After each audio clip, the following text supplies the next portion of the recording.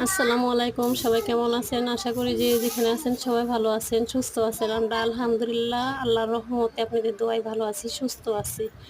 তো আজকে একটা মিনি ব্লগ নিয়ে চলে আসলাম। মিনি ব্লগটা হচ্ছে আমার বাজার, মাসিক বাজার নিয়ে।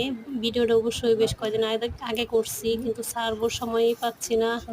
দেখা যাচ্ছে এই কাজও ওই দোকান থেকে ওই কটা জিনিস সবসময় আমার ব্যস্ত থাকা হয়। আর যেহেতু আমি মাদ্রাসায় ৩ বেলা করে খাবার নিয়ে যাই, মেয়ের জন্য আমার রান্না-বান্না করতে হয় ঘরে। আমার যেহেতু আরেকটা ছোট মেয়ে আছে, ছোট বাচ্চা আছে, ওরে সময় দিতে হয়।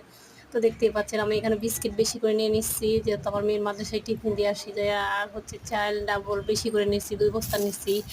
তেল, জিরা মানে যা, যা লাগবে আমি সবকিছু একটু বেশি, বেশি করে নিয়ে নিচ্ছি।